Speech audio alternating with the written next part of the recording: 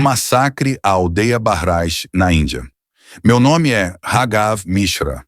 Tenho 48 anos, nascido e criado na pequena aldeia de Kondar, nos arredores de Bahraj, Uttar Pradesh. Quem olha de fora pode pensar que a vida aqui é simples, pacata, feita de colheitas e festivais religiosos. Mas nós sabemos que, quando a noite cai, a floresta ganha vida própria. E, em abril de 2024, algo começou a nos assombrar de um jeito que até hoje me custa acreditar. Na segunda semana daquele mês, começaram os rumores. Primeiro falavam de lobos rondando os campos de trigo.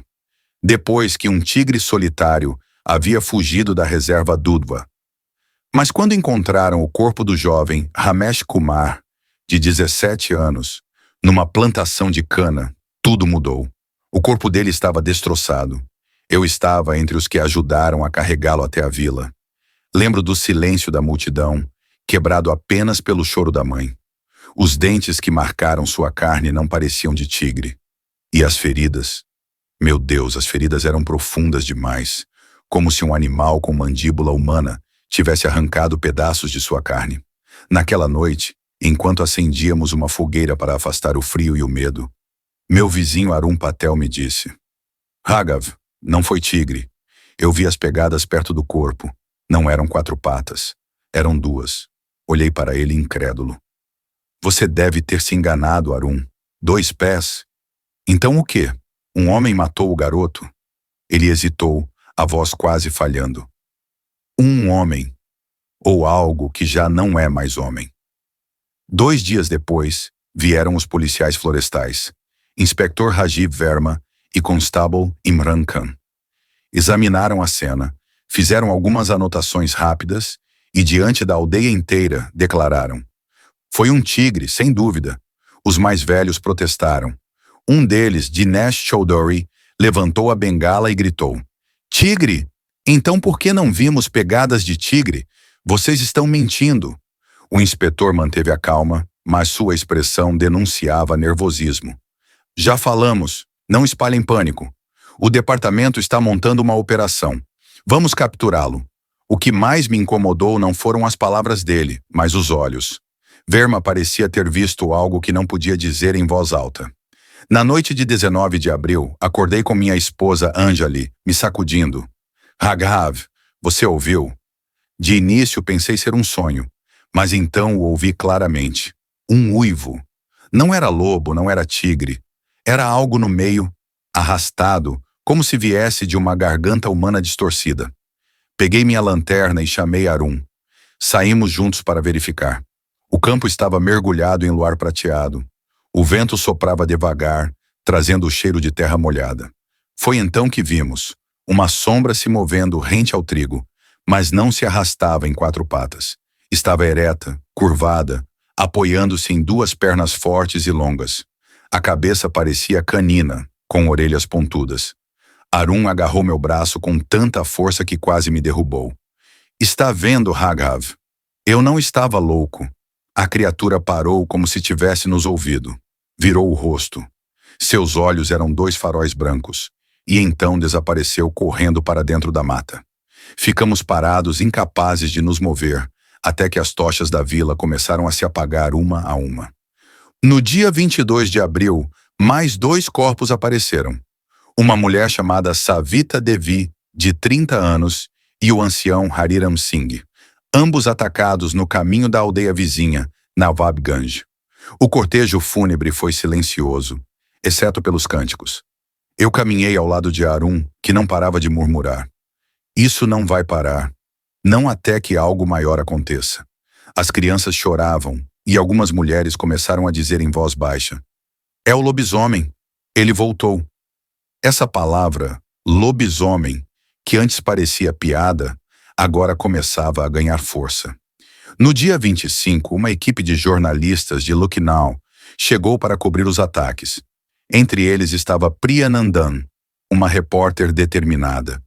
Ela me abordou no mercado. Você estava lá, não estava? O que realmente viram? Olhei ao redor. Policiais florestais estavam próximos, vigiando. Sussurrei. Não foi tigre, senhorita. Foi algo de pé. Algo que não posso descrever. Ela anotou, mas quando a matéria saiu no jornal The Hindu, o título dizia apenas: Tigre mata 5 em aldeia próxima à fronteira com Nepal. Nada sobre lobisomem. Nada sobre pegadas humanas. Arun ficou furioso. Eles estão escondendo a verdade. Estão nos condenando. Eu, no entanto, percebi algo pior. Se até a imprensa estava sendo controlada, era porque as autoridades tinham visto a mesma coisa que nós. E se escolheram silenciar, é porque o medo do que enfrentávamos era maior que qualquer tigre. No dia 28 de abril, durante o pôr do sol, uma criança chamada Mina, de apenas 9 anos, disse ter visto um homem de pelo escuro com dentes grandes, espiando do mato. Todos riram de nervoso, dizendo que era imaginação. Mas naquela noite ninguém dormiu direito. Anjali me olhou com os olhos marejados e disse: Se continuarmos aqui, vamos morrer. Esse lugar não é mais seguro. Eu não tinha resposta. A cada noite, o uivo ficava mais alto. A cada dia, mais gente desaparecia. E a sombra que corria entre os campos parecia estar escolhendo suas vítimas com uma inteligência assustadora. As mortes de abril deixaram a aldeia em silêncio. Mas em maio de 2024, quando as chuvas começaram a ameaçar cair e os campos de trigo estavam prestes a ser colhidos, o terror deixou de ser rumor. Tornou-se presença constante.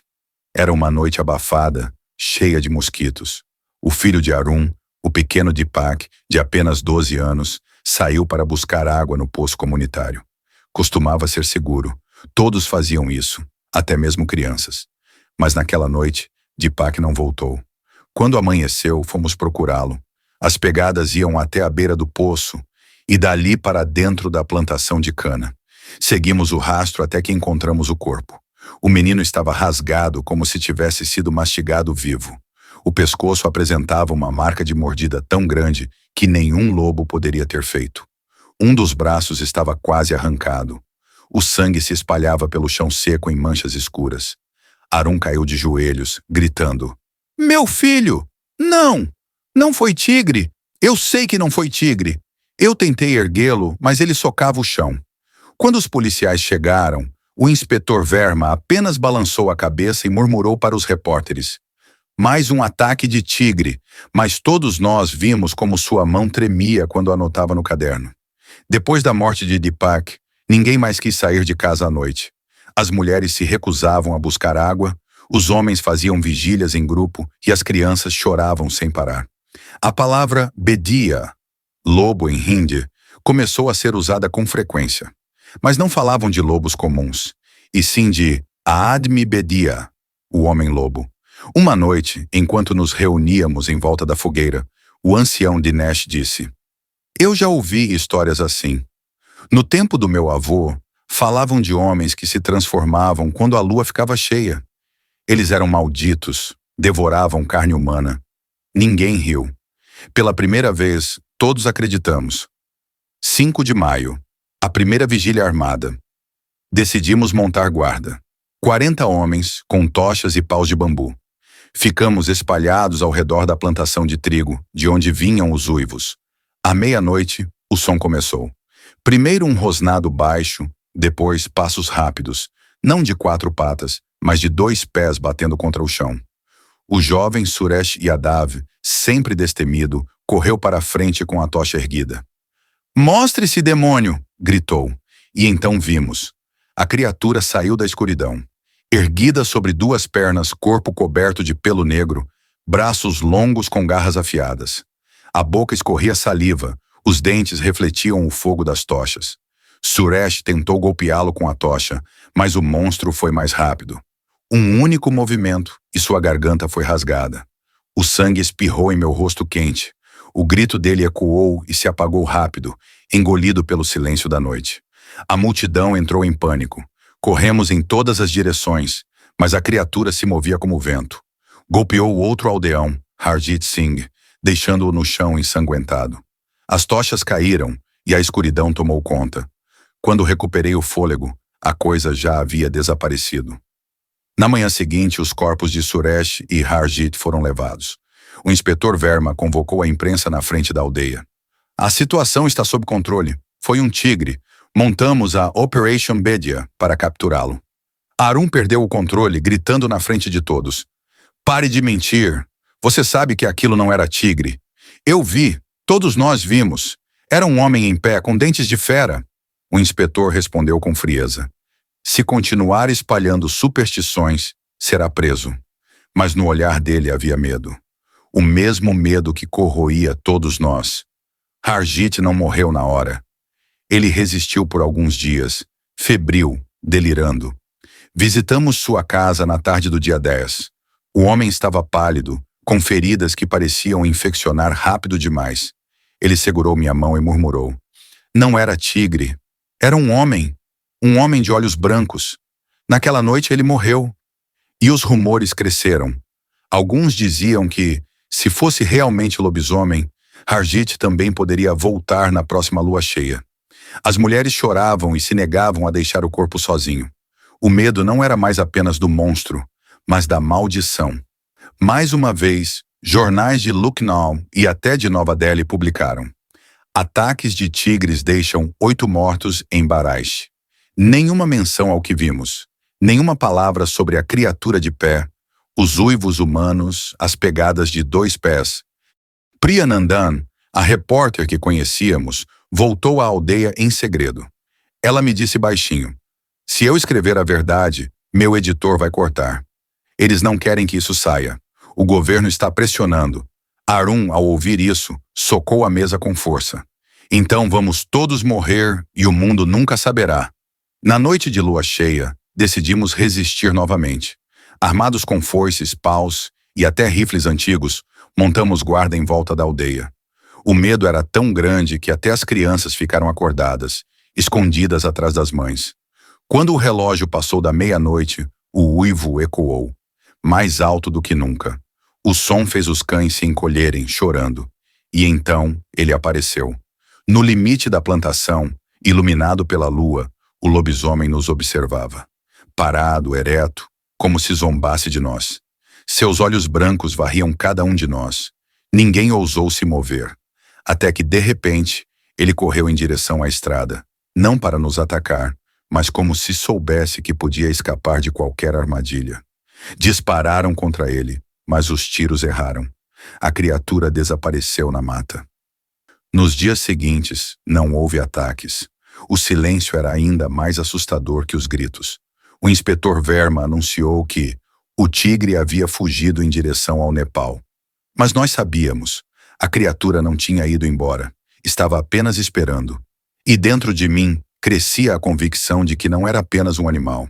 Era algo maior, mais antigo, e que jamais poderia ser caçado com rifles ou armadilhas. Após a noite da lua cheia, os ataques cessaram por alguns dias. Mas o silêncio que pairava sobre a aldeia era mais aterrador do que os uivos. Não havia pássaros cantando, nem latidos noturnos. Até os búfalos pareciam inquietos, evitando pastar perto da floresta. Ninguém ousava dizer em voz alta, mas todos sabíamos. Ele ainda estava aqui. Naquela noite, o jovem Vikram Joshi jurou ter visto um homem coberto de pelo espiando atrás das árvores, enquanto voltava da mesquita. Correu desesperado até sua casa e seu relato se espalhou pela aldeia. Na manhã seguinte, encontraram marcas profundas no chão. Pegadas grandes demais para serem humanas, mas com formato que lembrava pés. O inspetor Verma, chamado às pressas, examinou-as e depois mandou apagar com paz. Não queremos que mais histeria se espalhe, disse ele. Arun quase explodiu. Vocês querem esconder a verdade. Enquanto isso, nós é que morremos. Mas ninguém ousou desobedecer. Os policiais estavam armados. Eu mesmo tive meu segundo encontro. Estava voltando com minha carroça pela estrada 927, próximo a uma curva deserta. O luar iluminava o asfalto quando ouvi passos acompanhando a carroça. Acelerei os bois, mas os passos ficaram mais rápidos. Até que, de repente, ele surgiu ao meu lado. O lobisomem correndo em 2 pernas, acompanhando a carroça como se fosse um simples trote. Seus olhos brancos me encararam e sua boca se abriu num sorriso cheio de dentes ensanguentados. Eu quase perdi os sentidos. Gritei com todas as forças e chicoteei os bois. A criatura soltou um rosnado gutural e desapareceu no mato. Quando cheguei à aldeia, mal conseguia falar. Anjali me abraçou chorando. Raghav, você não pode mais sair sozinho. Ele está caçando você. Foi no meio da tarde quando todos pensávamos estar seguros. O mercado de Nawabganj estava cheio de gente comprando grãos e tecidos quando o caos começou. Testemunhas dizem que viram um homem enorme, coberto de pelo, saltando de telhado em telhado. Houve gritos, correria, barracas derrubadas. Uma mulher, Kamala Devi, foi arrastada para dentro de um beco. Quando chegaram até lá, encontraram apenas sangue espalhado nas paredes. O mercado inteiro fechou às pressas. Os comerciantes juraram nunca mais abrir até que o tigre fosse morto. No dia seguinte, repórteres vieram novamente. Priya Nandan me procurou discretamente. Dizem que foi no meio do dia. Isso não é tigre, Sr. Mishra. Tigres não andam assim. Diga-me o que viu. Eu respirei fundo, sentindo o peso de suas palavras. Eu vi. Correu ao lado da minha carroça. Era homem e fera ao mesmo tempo. Não era animal comum. Ela anotou, mas sua voz tremia. Se eu publicar isso, vão me censurar. Mas não posso mais fingir. Dias depois, o jornal trouxe apenas: ataque de tigre em Nawabganj gera pânico no mercado. Nenhuma palavra sobre lobisomem. Decidimos montar outra vigília. Mais de 50 homens, desta vez com rifles antigos herdados de guerras passadas. Nos reunimos no campo, formando um círculo em torno da plantação de cana. A lua crescente mal iluminava, mas todos sabíamos que o inimigo não precisava de luz para nos encontrar. Por horas, não houve nada. Até que, ao longe, ouvimos o uivo. Ele veio mais perto, cada vez mais alto, até que parecia ressoar dentro de nossos ossos. De repente, pedras começaram a voar de dentro da mata. Sim, pedras. Como se a criatura quisesse brincar conosco, testar nosso medo. Um dos rapazes, Manoj Tiwari, disparou seu rifle para o escuro. O eco reverberou, mas nada apareceu. Então ouvimos passos correndo ao nosso redor. O som de algo em duas pernas, rápido, ágil. Era como se estivesse cercando todos nós. Alguém gritou: "Ele está nos caçando!" O círculo se rompeu, e muitos fugiram para dentro da aldeia. Ficamos apenas alguns ofegantes, tentando manter a coragem. Mas a criatura nunca se mostrou totalmente naquela noite. Apenas nos rondou, nos observou e nos deixou ir embora com o gosto amargo do terror. Na manhã do dia 27, encontrei o inspetor Verma sozinho, sentado no jipe da polícia, olhando para o horizonte. Ele parecia pálido, exausto, como quem não dormia há dias. Me aproximei com cuidado e disse: "Inspetor, o senhor sabe que não é tigre. Por que continua mentindo?" Ele me olhou, os olhos fundos. "Mishra, você acha que não vi? Eu vi com meus próprios olhos. Era alto, corria em duas pernas. Aquilo não é deste mundo. Mas se eu disser a verdade, o que acontece? As pessoas vão enlouquecer. A região inteira vai virar caos. É melhor que todos acreditem em um tigre." "E nós? E os mortos?" perguntei. Ele suspirou. "Rezem, Mishra. Rezem para que ele vá embora sozinho, porque não há força humana capaz de caçá-lo." Naquela noite, acordei com barulhos no quintal. Saí com a lanterna e vi pegadas frescas na terra, indo em direção ao galinheiro. Todas as galinhas estavam mortas, mas não comidas. Apenas espalhadas, os pescoços quebrados, como se tivesse sido diversão. Atrás do galinheiro, avistei de relance a silhueta ereta, curvada, antes de desaparecer novamente. O uivo veio logo em seguida, desta vez tão perto que senti o ar vibrar dentro do peito. Corri para dentro de casa e tranquei todas as portas. Anjali rezava em voz alta. As crianças choravam. Aquela noite nunca terminou para nós. À medida que o mês chegava ao fim, todos sabíamos. A próxima lua cheia seria decisiva.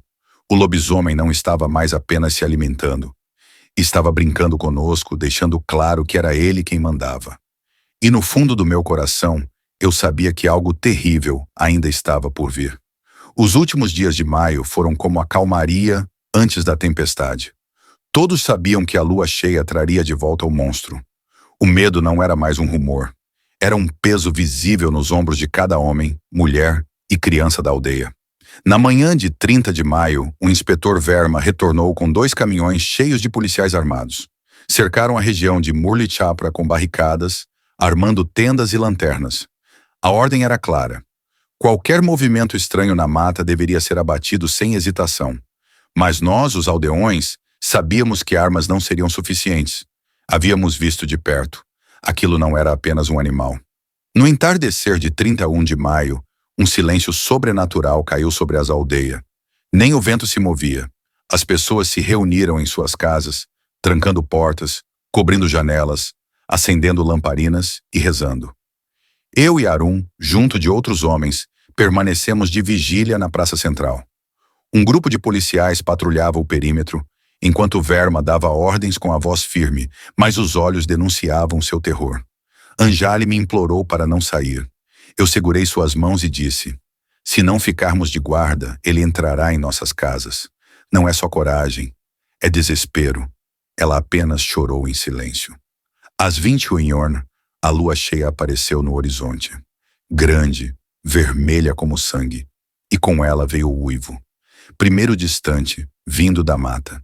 Depois, outro mais próximo, até que um terceiro ecoou dentro da própria aldeia, atrás das casas. As crianças começaram a gritar, mulheres rezavam alto e os policiais ergueram seus rifles.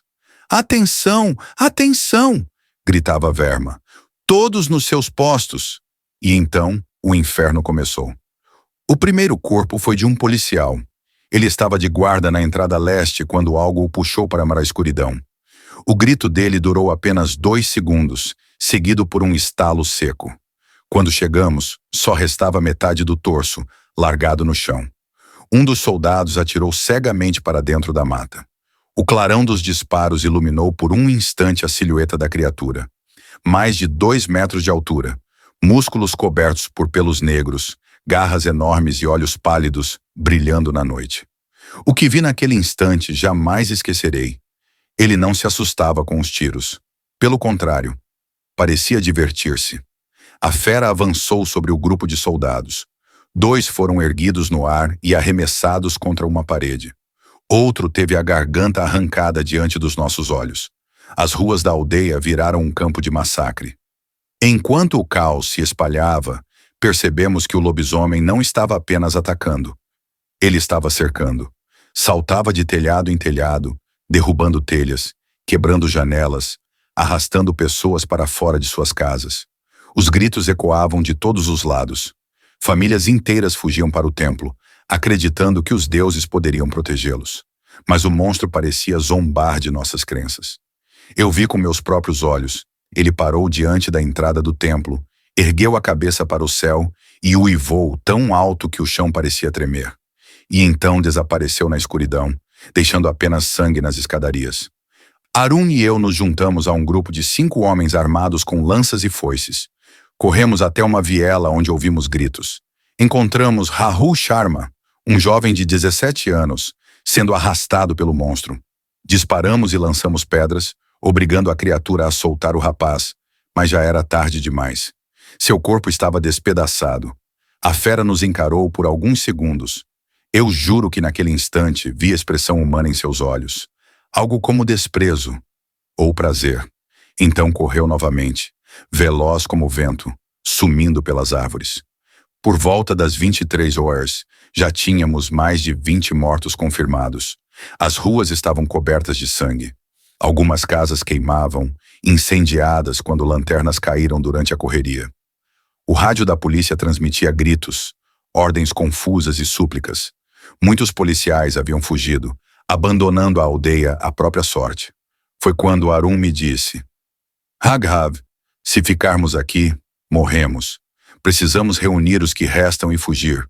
Mas para onde fugir? A criatura estava em toda parte. Pouco antes da meia-noite, enquanto corríamos pela estrada 927 tentando buscar abrigo em outro vilarejo, o lobisomem nos alcançou. Ele surgiu na frente da estrada, bloqueando a passagem. Enorme, ofegante, os pelos cobertos de sangue fresco. Arun levantou sua lança, mas eu sabia que não seria suficiente. Por um instante, o monstro apenas nos observou. E então, para nosso horror, Ergueu-se ainda mais, em duas pernas, e deixou escapar um rugido que parecia metade humano, metade animal. Arum avançou gritando, tentando ganhar tempo. Eu gritei para ele voltar, mas já era tarde. O lobisomem o agarrou pelo pescoço e o ergueu como se fosse uma criança. Ouvi o som dos ossos se partindo. Foi a última vez que vi meu amigo vivo. Eu corri. Corri como nunca havia corrido em toda a minha vida. Atrás de mim, ouvia o som dos passos pesados, cada vez mais próximos. Mas por algum milagre consegui alcançar um grupo de policiais que ainda resistia com metralhadoras. Os disparos iluminaram a noite, obrigando a criatura a recuar momentaneamente. Aproveitei para me esconder entre eles. E então, como se tivesse se cansado da brincadeira, o lobisomem soltou um último uivo e desapareceu novamente na mata.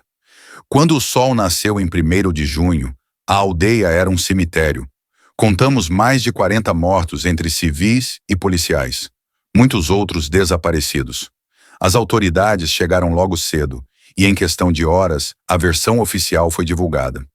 Um grupo de tigres atacou durante a noite, mas os animais já foram dispersados.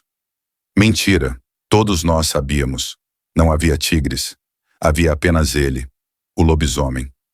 No amanhecer de 1º de junho de 2024, o vilarejo de Murli Chapra parecia um cenário de guerra. Casas queimadas, ruas cobertas de sangue seco, restos de corpos espalhados. Famílias vagavam em choque, chamando por nomes que jamais responderiam. Eu ainda estava vivo, escondido entre policiais exaustos, mas nada parecia real. A morte de Arum me esmagava como se meu peito tivesse sido soterrado. E então chegaram os caminhões do governo. Homens de uniforme cinza, não da polícia local, mas de uma força especial. Eles não falavam com ninguém. Apenas recolhiam corpos, empilhavam em caminhões cobertos por lonas e anotavam em pranchetas. Quando algumas mulheres tentaram protestar, exigindo que os mortos fossem velados, foram empurradas com brutalidade. Foi nesse instante que percebi. Eles não queriam que o mundo soubesse o que realmente havia acontecido. Na tarde do mesmo dia, os jornais locais e a televisão repetiam a mesma manchete. Ataque de tigres deixa dezenas de mortos em Baraich. Um porta-voz do governo apareceu na TV dizendo: uma matilha de tigres desceu da floresta em busca de comida. Infelizmente, muitas vidas foram perdidas.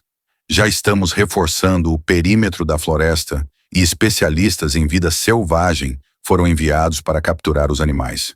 Nós sabíamos que nunca havia sido um tigre. As garras eram diferentes. O comportamento era diferente.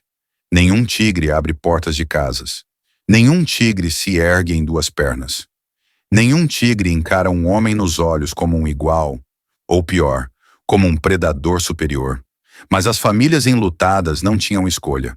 Quem tentava contrariar a versão oficial era ameaçado. No dia 3 de junho, um jornalista independente chamado Deepak Joshi tentou publicar um artigo online questionando a história. Escreveu: os moradores falam em uma criatura que andava em duas pernas, um monstro que não pode ser explicado por biologia comum. O governo estaria escondendo algo muito maior do que um ataque de tigres. Horas depois, o site foi derrubado. Deepak desapareceu de Baraich. Alguns dizem que voltou para Delhi, outros que foi silenciado. Entre nós, os sobreviventes, havia uma regra não dita: não falar com estranhos. Quem perguntasse sobre a noite da lua cheia recebia apenas silêncio ou versões truncadas. Não por covardia, mas por medo de retaliação. Nos dias seguintes, caminhões do exército patrulhavam as estradas próximas. Um curfew, toque de recolher, foi imposto. Nenhuma pessoa podia circular após as 19 horas. As escolas fecharam por 2 semanas. As plantações ficaram abandonadas porque ninguém ousava entrar na mata. O vilarejo, antes cheio de vida, parecia uma cidade fantasma. À noite, ainda escutávamos uivos ao longe. Não eram tigres, todos sabíamos, mas os soldados fingiam não ouvir. Certa noite sentei-me com Verma, um inspetor. Ele estava com os olhos fundos, quase sem dormir desde o massacre. Perguntei: diga a verdade, inspetor. O que vimos não foi um tigre, foi? Ele respirou fundo, depois respondeu com voz baixa: você acha que eu não sei? Eu estive lá, Raghav. Eu vi a coisa arrancar a cabeça de um dos meus homens. Tigres não fazem isso. Tigres não brincam com as presas. Mas o que podemos fazer? Se eu falar, sou morto. Se você falar, sua família desaparece. É assim. Senti um gelo percorrer minha espinha. Não era apenas o medo do monstro. Era o medo de quem deveria nos proteger. Até hoje, os parentes dos mortos vivem sem respostas. As certidões de óbito registram ataque de animal selvagem, pantera tigres. Como se repetir uma mentira tantas vezes fosse transformá-la em verdade. Vi com meus próprios olhos a mãe de Arun, deitada no chão, diante do escritório distrital, implorando por justiça. Um policial a levantou pelos braços e disse friamente: "Pare de inventar histórias. Foi um tigre. Aceite." Ela nunca mais falou do assunto. Com o tempo, a vida pareceu voltar ao normal. Mas apenas por fora. As crianças já não brincam à noite. Os homens evitam ir para as plantações depois do pôr do sol. As mulheres rezam mais alto do que antes. E, acima de tudo, ninguém olha para a lua cheia. No dia 21 de junho de 2024, quando a lua cheia retornou, o vilarejo inteiro permaneceu em silêncio absoluto. Ninguém saiu de casa. Os soldados permaneceram em guarda, mas sabíamos que nada poderiam fazer se ele voltasse. E de fato, naquela noite, ouvimos de novo o uivo, longo, arrastado, vindo das colinas distantes. Não houve mortes, talvez porque ele estivesse apenas nos lembrando que ainda estava ali, que ainda era dono da noite. Hoje, escrevo este relato com mãos trêmulas. Sei que corro risco ao contar o que realmente aconteceu em Bahraish. Mas não posso suportar a ideia de que o mundo jamais saberá. Não foram tigres, não foi histeria coletiva. Foi um lobisomem, uma criatura real de carne e osso, mais cruel do que qualquer fera que habite nossas florestas. O governo pode abafar, os jornais podem mentir, mas nós, sobreviventes, carregamos a verdade em nossos pesadelos. E enquanto a lua cheia nascer, sei que ele ainda está à espreita, esperando.